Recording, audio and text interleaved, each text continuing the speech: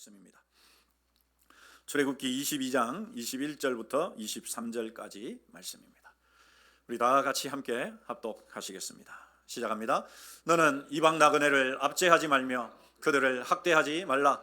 너희도 애굽 땅에서 나그네였음이라. 너는 과부나 고아를 해롭게 하지 말라. 네가 만일 그들을 해롭게 함으로 그들이 내게 부르짖으면 내가 반드시 그 부르짖음을 들으리라. 아멘. 네, 우리 좌우로 한번 인사하십시다.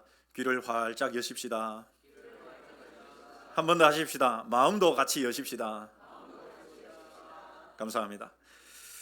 여러분, 우리가 지금 현재 2026년이 시작하면서 하루 한 장 성경 읽기를 진행하고 있죠. 그것과 상관없이 하루에 3장씩이든 10장씩이든 읽으시는 분들도 계실 거고, 또 성경을 필사해 가시는 분들도 있을 텐데, 어찌됐거나 우리가 이제 교회 전체적으로는 하루에 한 장씩 성경을 읽고, 또 제가 전해드리는 그 영상을 통해서 말씀을 좀 더 깊이 있게 묵상하는 시간을 갖고자 그렇게 하고 있습니다. 그래서 예정대로 성경을 읽어 오신다면 여러분 지난 주중에 이제 출애굽기 20장을 보셨을 겁니다. 출애굽기 20장에서 어떤 일이 있느냐 하면 이스라엘 백성들이 출애굽을 한 다음에 이제 3개월째 될 때 그들이 시내산이 있는 시내 광야에 도착을 했습니다. 하나님께서는 의도적으로 이스라엘 백성들을 그 시내산 밑에 시내 광야로 부르신 것입니다. 왜 그랬느냐? 거기서 이제 하나님과 이스라엘 백성이 언약을 체결하기 위해서죠. 어떤 언약이냐? 하나님은 그들의 하나님이 되시고 이스라엘 백성은 이제 하나님의 백성이 되는 바로 이 언약을 맺는 것입니다. 그래서 여러분 20장에 보면은 이제 하나님께서 그들에게 언약을 맺기 위해서 그들에게 율법의 이 결정판이라고 할 수 있는 10계명을 주시거든요. 하나님께서 모세를 시내산 위로 불러서 그들에게 10계명을 주십니다. 그리고 나면 여러분 10계명이 기록되어 있는 20장 이후에 21장부터 23장까지는 이제 이스라엘 백성들이 하나님의 백성이 되면서 하나님의 백성들이 도대체 어떻게 살아야 하는지 거기에 대한 세부적인 일상생활에 대한 이 율법들을 주십니다. 21장부터 23장까지가 그 내용입니다. 그리고 나면 여러분들 오늘 분량의 성경을 읽으셨으면 이제 24장을 읽으셨을 것이고, 아직 안 읽으신 분들은 집에 가셔서 아마 저녁 때 읽으실 텐데, 그 20장의 내용은 뭐냐? 이제 21장부터 23장까지 있어졌던 이스라엘 백성들의 실생활에 대해서 규정하는 그 말씀 이후에 이제 실제적으로 하나님과 이스라엘 백성들이 언약을 체결하는 내용이 나옵니다. 어떻게 언약을 체결하는지를 여러분들이 잘 읽어보시면 나중에 예수님께서 왜 그 포도주를 들고 이것은 너희를 위하는 이 새 언약의 피, 곧 언약의 피다, 나의 피, 곧 언약의 피다, 왜 그런 말씀을 하셨는지를 알 수 있습니다. 그래서 24장이 이제 하나님과 진짜 언약을 체결하는 내용인데, 그러면 도대체 우리가 하나님의 백성이 됐으면 어떻게 살아야 합니까? 거기에 대한 대답을 주는 것이 21장부터 23장까지의 내용입니다. 그러니 여러분 이 21장부터 23장의 내용은 우리도 마찬가지로 도대체 하나님의 백성들은 어떻게 살아야 되느냐? 그것을 세부적으로 알려주는 내용이거든요. 그런데 여러분, 우리가 이 하나님 이스라엘 백성들은 일반 나라들도 이제 이스라엘 백성들이 출애굽을 했다는 말은 여러분 거의 200만 명이나 되는, 그 이전에는 한 가문, 한 가정이었는데 이제는 한 민족, 하나의 나라가 될 정도가 되었단 말이죠. 근데 여러분 보통 나라가 되고 민족이 세워지면 그 안에 이런저런 시비거리들이 생기거든요. 그래서 시시비비를 따져야 되고, 네가 잘했니? 내가 틀렸니? 그런 것들을 판가름할 수 있는 법이 세워져야 하지 않겠습니까? 그래서 하나님께서는 20장에서 10계명 주시고 그 10계명에 대해서 세부적으로 실제 이스라엘 백성들이 어떻게 살아야 하는지를 21장부터 24장까지 주시는 것입니다.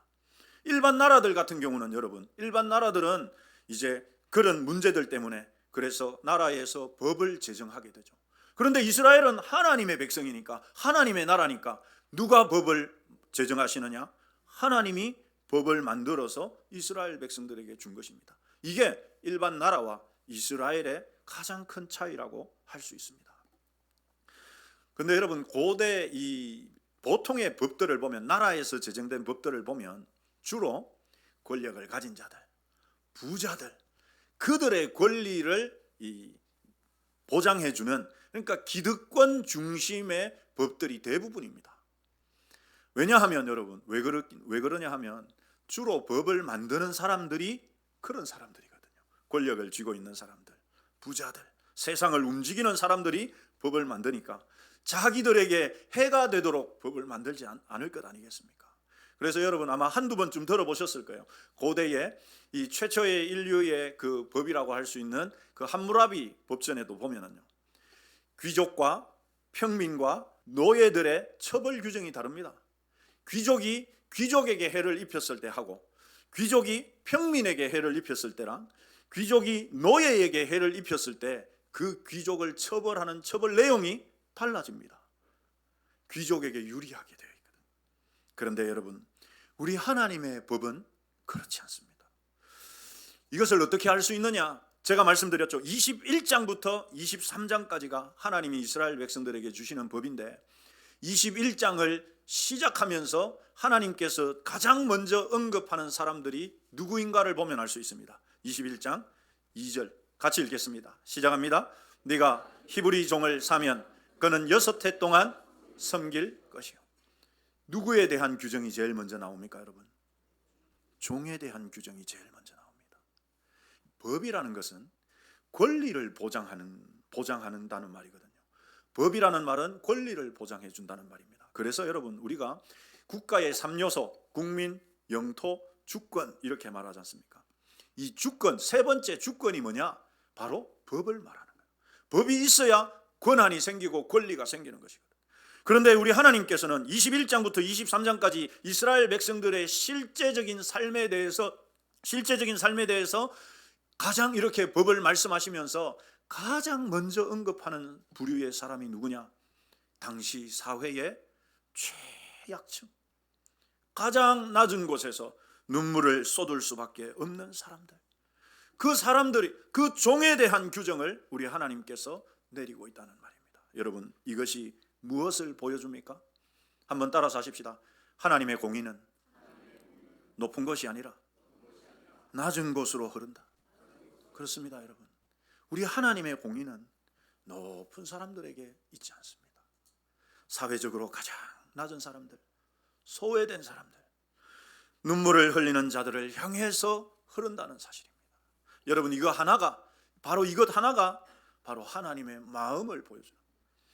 이스라엘 백성들에게 법을 주시면서 거기에 하나님의 마음이 어떤지, 하나님의 어떤 마음이 담겨 있는지를 보여주고 있다는 사실입니다.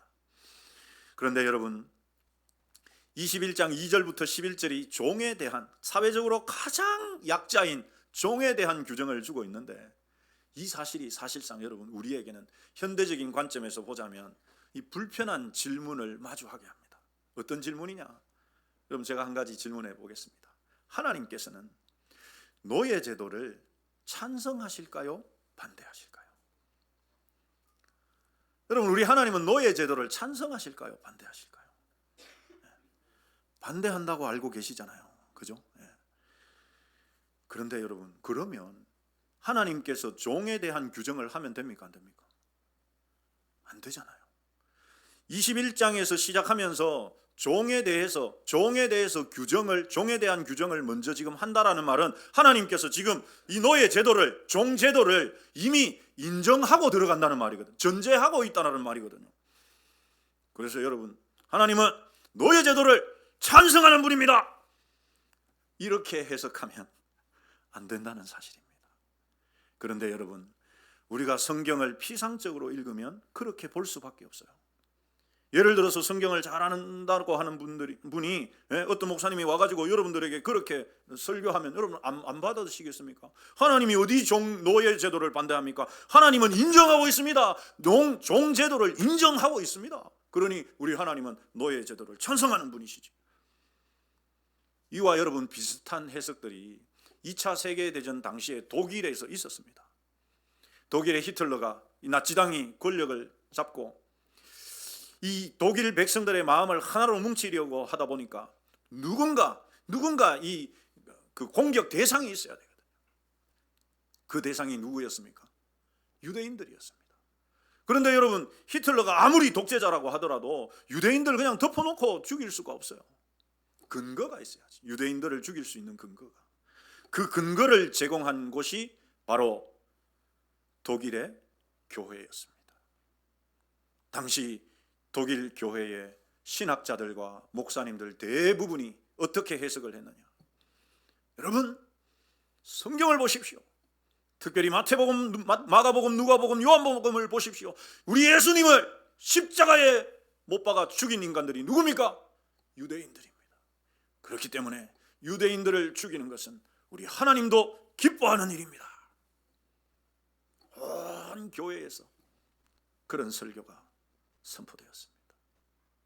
여러분, 그런 것 같지 않습니까? 야, 이 유대인들이 이거 나쁜 놈들이네, 이거 죽여야 되겠네. 그래서 히틀러가 600만에 달하는 유대인들을 다 몰살시킬 수 있었던 것입니다.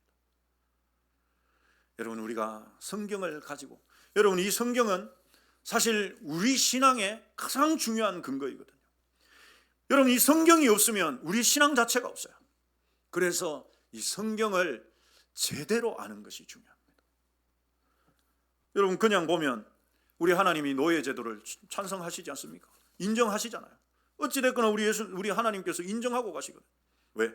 종에 대한 규정을 하고 있으니까. 그런데 여러분, 이것은 그렇지 않다는 사실이죠. 왜 하나님께서 노예 제도를 기정사실화하고 찬성하는 것처럼 보일까요? 여러분, 만약에 하나님이 정말 자비로우신 하나님이라면 이스라엘 백성들에게 첫 이 제도를 주시면서, 야, 너희들에게는 종 없어, 노예 없어, 노예를 삼는 놈이 있으면 내가 그 놈을 노예로 삼을 거다. 하나님 이렇게 선포하셔야 맞지 않겠습니까? 그런데 우리 하나님, 너희가 히브리 종을 사면 종제도를 인정하는 것 같지 않습니까? 왜 이렇게 하시느냐? 여러분, 그렇습니다. 바로 타락한 세상의 현실이라는 이 상황이 존재하거든요. 사회 구조적으로, 상황적으로, 이 환경적으로 이게 피할 수 없는 일. 이미 다른 주변 나라들에는 노예 제도가 있었습니다. 전쟁을 해서 포로로 잡으면 이미 노예로 삼고 하는 일들이 그 주변에 있었거든요. 그러면 왜 하나님은 이스라엘에게 너희는 노예 제도 갖지 마, 종 없어 말씀하지 않으셨느냐? 여러분, 이스라엘 백성들이 가나안 땅에 들어가면 이제 농사를 짓게 되거든요. 농경 사회가 시작됩니다. 각 가문별로, 지파별로, 가정별로 땅을 분배받는데, 그들이 땅을 분배받고 보면 여러분, 어떤 곳은 비옥한 땅도 있지만 어떤 곳은 거친 땅도 있을 거란 말이죠. 그래서 다 똑같이 농사를 시작하지만 어떤 곳은 풍요롭게 곡식을 많이 얻는 곳이 있는가 하면 어떤 곳은 농사를 실패해서, 여러분, 농사를 2년만 실패하면 어떻게 될까요? 먹고 살 방법이 없습니다. 그런 사람들은 곧장 가장 가난함으로 떨어지게 되죠. 그런데 그렇게 가난함으로 떨어진 자들, 최후의 생존 수단이 무엇이겠습니까? 몸을 파는 것밖에는 없습니다. 다른 사람에게, 부자들에게 나 좀 먹여줘라, 내가 너 집 대신 일해줄게. 처음에는 그렇게 시작되겠죠. 그렇게 여러분, 종이 생겨날 수밖에 없습니다. 만약에 하나님께서 이스라엘의 노예 제도를 없애버리시면 그들은 어떻게 될까요? 굶어 죽거나 다른 나라의 더 혹독한 노예로 살 수밖에 없는 것이죠. 그래서 하나님은 아예 이것을 율법 안으로 가져와서 그곳에서 최소한의 인격과 그들의 생명이 존중받을 수 있도록 하나님께서 율법의 테두리를 쳐주신, 울타리를 쳐주신 것입니다. 여러분, 고대 근동사회에서 노예는 말하는 짐승이었고 주인의 소유물에 불과했습니다. 그러나 하나님의 법은 이 종들이 물건이 아니라 인격으로 대우하라고 말씀하시는 것이죠. 그 근거가 뭐냐, 여러분? 첫째가 바로 종에 대한 7년째 해방 선언입니다. 우리 좀 전에 읽었던 21장 2절 한 번 더 읽으시죠. 시작합니다. 네가 히브리 종을 사면 그는 6해 동안 섬길 것이요 7째 해에는 몸값을 물지 않고 나가서 뭐가 됩니까? 자유인이 되는 거예요. 그래서 여러분, 내가 농사를 몇 년 실패해갖고 우리 집이 먹고 살 길이 없게 됐어요. 그래서 내가 옆집에 종으로 들어갔어요. 그렇게 하면 여러분, 6년을 섬기다 보면 이제 종은 싹도 받고 먹고 살고 이렇게 하잖아요. 그 싹을 모아가지고 6년 동안 모아서 어떻게 할 수 있습니까? 자립할 수 있는 길이 생기거든. 그래서 유대인들은 반드시 같은 유대인을 종으로 삼으면 7년째에는 그 종을 몸값 받지 않고 무조건 해방시켜 주도록, 그래서 다시 그가 자유인으로서 살아갈 수 있도록 하나님께서 법으로 규정해 주신 것입니다. 여러분, 이 법에 담긴 하나님의 마음이 읽혀지십니까? 왜 하나님께서 이렇게 하시는지 그 하나님의 마음을 여러분들이 보셔야 합니다. 바로 천지 창조의 안식일 원리와 빚을 탕감하는 안식년의 원리가 인간의 인권에 적용되는 아주 놀라운 법이죠. 두 번째는 여러분, 종의 태도에서 알 수 있는데, 이 종들 중에는 주인을 사랑해서, 이 사랑한다라는 말은 남녀가 사랑하는 그런 게 아니에요. 정말 주인을 존경하고 주인도 그만큼 종에게 은혜를 베풀었으니까 이 둘의 신뢰관계가 형성되어서 종이 나는 7년이 돼도 안 나가고 평생 주인을 섬기겠습니다, 이런 종들이 있을 수 있단 말이죠. 그럴 경우에는 귀를 뚫어서 그 재판장 앞에 가서 이 사람이 평생 나하고 주인과 주종 관계를 이루기로 했습니다, 그걸 확인을 받게 했습니다. 그런데 여러분, 여기에 사랑하다라는 저 단어가 굉장히 의미가 있어요. 하나님은 주인과 종이 명령하고 두들겨 패고 그를 막 억제하고 이런 관계가 되기를 원하지 않으셨는 거예요. 여러분, 이것은, 이 사랑한다라는 말은 누가 누구를 사랑한다는 의미입니까? 이 말씀을 읽어보면 누가 누구를 사랑한다라고 되어 있습니까? 종이 주인을 사랑한다는, 내가 상전과 내 처자를 사랑한다라, 그러니까 상전을 사랑한다, 종이 상전을 사랑하는 거예요. 그런 관계를 하나님은 이 유대인들에게 종제도 안에서 그런 관계를 하나님은 꿈꾸신 겁니다. 종이 종이라 가지고 매맞고 맨날 막 죽을 똥 살 똥 막 그렇게 사는 게 아니라 주인이 종을 인격적으로 대우해줘서 정말 그 종이 주인을 사랑하는, 존경하는 단계까지 이룰 수 있도록 그런 관계를 하나님은 지금 설계하고 꿈꾸고 계신 것입니다. 바로 여러분, 종을 인격이 있는 존재로 보고 있다는 말이죠. 이렇게 하나님은 당시 세상의 강압과 착취로 점철된 세상의 노예제도 속에서 사랑과 존중이 바탕이 되는 인격적인 관계를 바라셨던 것입니다. 그래서 여러분, 사도 바울이 이 에베소서 6장에서 뭐라고 말씀하느냐, 우리 같이 읽어보시죠. 시작합니다. 상전들아, 너희도 그들에게 이와 같이 하고 위협을 그치라. 이는 그들과 너희의 상전이 어디에 계시고 하늘에 계시기 때문에. 상전들에게, 바울 사도를 통해서 상전들에게, 곧 종의 주인들에게 뭐라고 말씀하느냐, 종들에게 대한 위협을 거쳐라, 위협하지 말아라, 걔네들 힘들게 하지 말아라. 왜 그러냐? 이는 그들과, 그들이 누굽니까? 종들의 상전이, 진짜 상전이 누구시고? 하나님이시요. 네가 진짜 그 종의 주인이 아니고 그 종도 하나님을 주인으로 섬기는 자고, 너 역시도 종을 두고 있는 너 주인, 너도 진짜 주인, 진짜 상전이 누구고? 하나님. 같은 하나님을 상전으로 섬기고 있으니까 인격적으로 대해라. 여러분, 그러면 우리는 또 그런 생각들 하는, 목사님 그 세상 모르는 소리입니다. 인격적으로 대해 보십시오. 그러면 지가 주인인 줄 알고 그렇게 합니다. 하나님이 그런 걸 몰라서 이렇게 말씀하실까요? 한번 따라서 하십시다. 우리는 내가 해야 할 바를 할 뿐이다. 하나님이 말씀하신 대로 나는 내가 할 것을 하면 되는 거예요. 그 나머지는 그가 지가 주인인 줄 알고 막 대들거나 어쩌거나 하나님이 알아서 하시리. 나는 내가 하나님이 하라고, 나에게 하라고 하신 것을 나는 할 뿐입니다. 여러분, 이러한 하나님의 마음은 오늘 우리가 읽은 본문에서 절정해요. 우리 22장 21절 같이 한 번 더 읽으십시다. 시작합니다. 너는 이방 나그네를 압제하지 말며 그들을 학대하지 말라. 너희도 애굽 땅에서 나그네였습니다. 여러분, 여기에 나그네라는 말은 그냥 지나가는 과객, 여행객을 말하는 게 아닙니다. 이방인으로서 이스라엘에 와가지고 거기에서 정착해서 일하면서 먹고 사는 사람들. 그러니까 여러분, 그들은 땅이 있습니까? 없습니까? 땅이 없어요. 법적으로 보호받을 수 있습니까? 없습니까? 없어요. 오늘날 여러분, 우리 외국인 이주 노동자나 난민과 같은 사람들이라고 보면 됩니다. 그냥 지나가는 사람이 아니란 말이죠. 그들은 그 땅 안에서 아무런 권리가 없어요. 그런데 그들을 그렇게 법적으로 보호받지 못한다고 착취하고 억압하고 하지 말라는 거죠. 학대하지 말라는 겁니다. 왜요, 여러분? 그 이유가 뭐냐? 두 번째 줄 앞에는 너희도 앞에 왜냐하면을 넣어서 읽으면 그게 이유가 됩니다. 왜냐하면 너희도 애굽 땅에서 뭐였기 때문에, 너희도 나그네로 살지 않았느냐? 너희가 좀 전에 나왔던 그 애굽에서 너희도 그렇게 나그네로 아무런 법적인 보호도 받지 못하는 채로 살지 않았느냐? 그러니 너희들도 너희 땅에 있는 나그네들 억압하지 말아라, 핍박하지 말아라. 이것이 여러분 성경의 가치관입니다. 이거 잘 우리가 이해해야. 성경의 가치관은 뭐냐? 내가 먼저 받은 은혜와 구원의 감격에서, 그 감격에서 여러분 출발하는 거죠. 어떻게 내가 다른 사람에게 은혜를 베풀 수 있습니까? 내가 은혜 받은 사람이기 때문에 내가 다른 사람에게 은혜를 베푸는 거예요. 어떻게 다른 형제가 나한테 잘못한 것을 여러분 이런 번씩 7번씩 이런 번이라도 용서해 줄 수 있습니까? 내가 주님 앞에 그렇게 용서받은 자니까. 그걸 아는 사람은 그렇게 행하는 거예요. 너희도 애굽에서 그렇게 힘없이 아무런 권리도 없이 노예로 나그네로 살지 않았느냐? 그러니 나그네들에게 은혜를 베풀어라. 여러분, 이것이 하나님의 사랑과 마음입니다. 이것이 하나님의 마음이에요.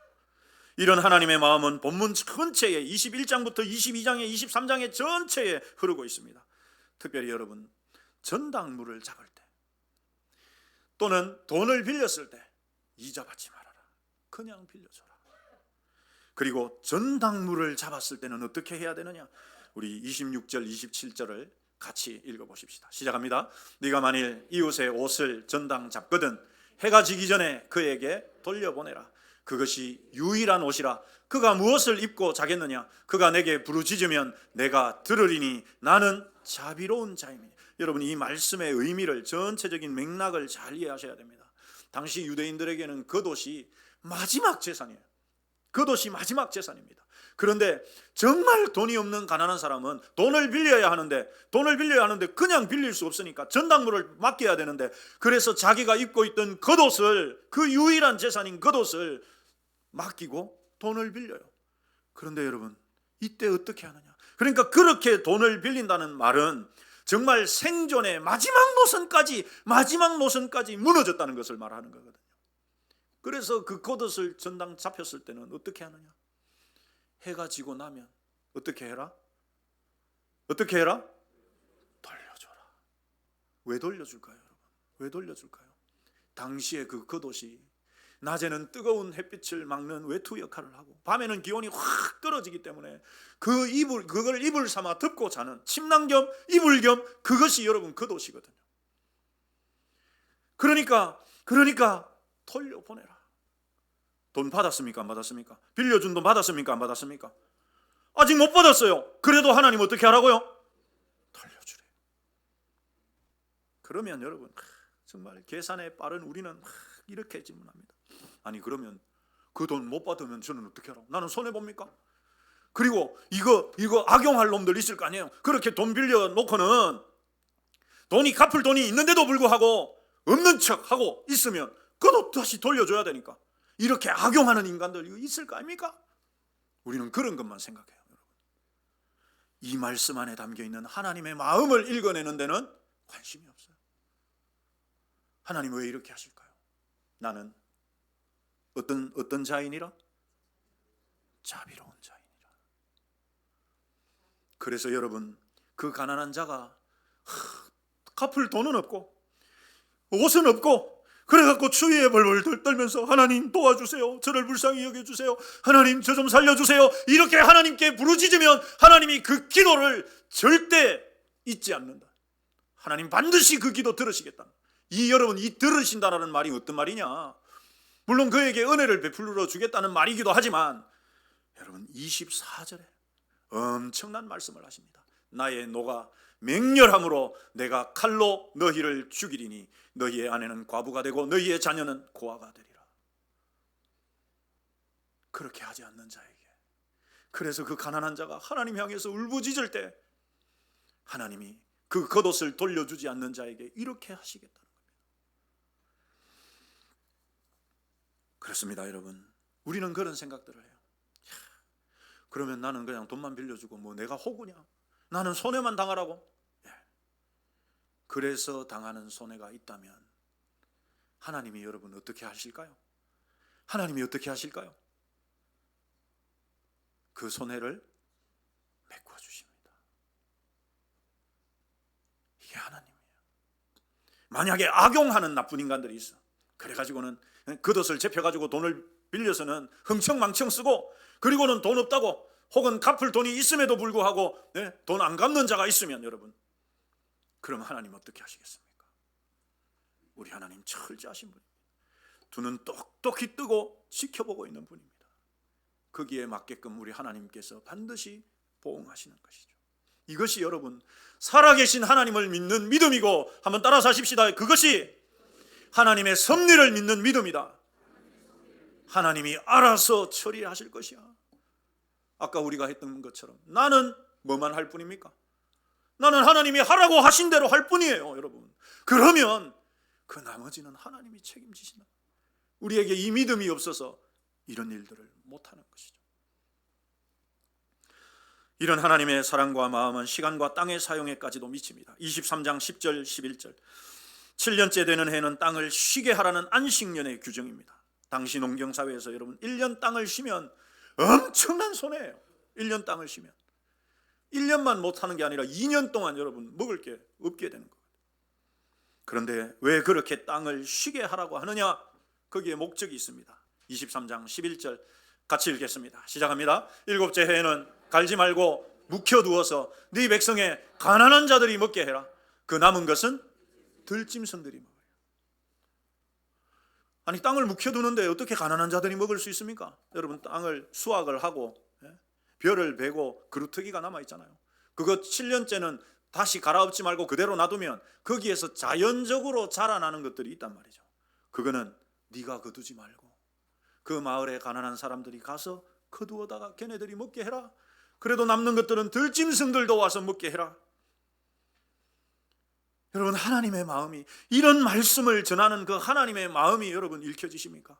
우리 하나님의 마음이 어떤 마음인지 여러분 아시겠습니까? 들짐승들까지 먹이시는 하나님. 여러분, 안식일도 마찬가지입니다. 안식일은 단지 그냥 종교적인 행위를 하는 날이 아닙니다. 안식일이 하나님께서 어떻게 하라고 하시느냐? 우리 12절 같이 읽겠습니다. 시작합니다. 너는 엿새 동안에 내 일을 하고 일곱째 날에는 쉬라. 네 소와 나귀가 쉴 것이며 네 여종의 자식과 나그네가 숨을 돌리리라. 여러분, 여기에 나오는 이 숨을 돌리다라는 말은 생명이라는 단어에서 나온 단어예요. 기력을 회복하다, 생기를 되찾다, 그런 말이거든. 누가 그렇게 기력을 되찾게 합니까? 소와 나귀가. 말 못하는 동물이라고 혹독하게 부리지 말고 안식일에는 걔들도 쉬게 해줘. 네 종의 자식들도 나그네들도 아무런 법적인 보호를 받을 수 없는, 그래서 주인에게 뭐라고 말할 수 없는 그들조차도 숨을 돌리게 해줘라. 숨을 돌리게 해줘라. 이것이 여러분 안식일 속에 담겨있는 우리 하나님의 마음입니다. 사랑하는 성도 여러분, 오늘날 우리 사회는 여전히 보이지 않는 계급과 노예 제도가 존재합니다. 갑을 관계, 이른바 여러분 갑을 관계가 그것이죠. 그럼 이런 사회에서 우리는 어떻게 살아야 하겠습니까? 이런 각박한 세상 속에 어떻게 우리가 하나님의 마음을 갖고 살아갈 수가 있을까요? 예수님은 그 비결을 우리에게 한 문장으로 알려주셨습니다. 바로 우리 기독교의 황금률, 기독교 최고의 황금률, 마태복음 7장 12절. 우리 같이 읽겠습니다. 시작합니다. 그러므로 무엇이든지 남에게 대접을 받고자 하는 대로 너희도 남을 어떻게 해라? 대접해라. 카페에 갔는데 아르바이트 하는 여학생이 있어요. 손님들이 많아갖고 막 정신을 못 차려. 근데 주문을 했는데 한참이 지나도 안 나와요. 근데 보니까 나보다 늦게 와가지고 주문했는 사람이 먼저 받아가. 그럼 어떻게 합니까? 가가지고 야, 안 그래도 그게 바빠 죽겠는데, 야, 내가 먼저 왔는데 왜 제 거 먼저 주나? 팍 따져요. 물론 여러분 그럴 수 있겠죠. 그러나 남에게 대접을 받고자 하는 대로 너도 그래 해라. 입장을 바꿔서 여러분, 내가 그 입장이면 손님이, 고객이 어떻게 나한테 하면 좋겠는가, 그거 생각해 보란 말이죠. 나도 막 바빠서 정신 못 차리는데 내가 실수로 너 다 앞에서 뒤에 온 사람 먼저 줬다고 막 따지고 이러면 나는 얼마나 힘들까. 그거 생각해서 어떻게 해라. 선을 베풀어라. 예수님은 모세의 모든 율법과 선지자의 가르침을 이 한 문장으로 요약하셨습니다. 여러분, 우리는 강한 자, 가진 자 앞에서는 함부로 말도 하지 않습니다. 오히려 굽신거리고 예의를 차리죠. 그러나 나보다 못 가진 자, 지위가 낮은 사람에게는 얼마나 쉽게 무례해지지 않습니까? 여러분, 오늘날 우리 그리스도인들 중에 많은 사람들이 그렇게 삽니다. 무례한 그리스도인. 여러분, 무례한이란 말과 그리스도인이라는 말은 어울려서는 안 되는 말이에요. 그런데 많은 분들이 그렇게 살아가거든요. 식당이나 카페의 종업원들, 콜센터의 직원들, 하청업체 직원들, 마트의 상인들, 아파트 경비원 아저씨들, 우리는 알게 모르게 내 돈을 지불했다는 이유로 혹은 내 지위가 조금 더 높다는 이유로 그들에게 심리적이고 물리적인 갑질을 행사할 수 있습니다. 그러나 성경은 분명하게 말씀합니다. 그들을 함부로 대하는 것은 그들의 상전인 하나님을 무시하고 멸시하는 것이다. 이런 하나님의 마음을 야고보 사도는 야고보서 1장 27절에서 이렇게 선포하십니다. 우리 같이 읽겠습니다. 시작합니다. 하나님 아버지 앞에서 정결하고 더러움이 없는 경건은 곧 고아와 과부를 그 환난 중에서 돌보는 것이다. 그 다음에 나 자신을 지켜서 새 속에 물들지 않는 것이에요. 그것보다 앞서는 건 내가 나 자신을 정말 경건하게 가꾸는 그것보다 더 앞에 있는 것이 뭐냐? 고아와 과부를 환난 중에서 돌아보는 것이다. 사회적인 약자들에게 은혜를 베푸는 것이다. 이것이 여러분 하나님의 마음이라는 사실이죠. 여러분, 교회에 와서 거룩하게 하나님 찬양하고 예배드리고 기도하는 것, 그것이 경건이 아니라 사회에서 소외된 자들에게, 약한 자들에게 우리가 따뜻한 손을 내밀어주고 배려하는 것이 바로 하나님의 마음을 가진 사람들의 삶입니다. 참된 경건은 교회 안에서 완성되는 것이 아니라 실제 우리의 삶의 현장에서 만나는 다양한 을들을 향한 따뜻한 시선과 배려에서 증명되는 것이죠. 사랑하는 성도 여러분, 하나님의 마음은 가장 연약한 자, 가장 낮은 곳에 있는 자들의 인권을 보호하시고 그들의 눈물을 닦아주며 그들에게 쉴 곳을 내어주는 긍휼에 있습니다. 내가 누군가에게 대접받고 싶은 대로 내가 그들에게 하는 것이죠. 이것이 예수님을 믿는 믿음을 가진 사람들이 사는 것이고 이것이 하나님의 마음으로 사는 사람들입니다. 사랑하는 성도 여러분, 이 각박한 세상, 여러분 각박한 세상 아닙니까?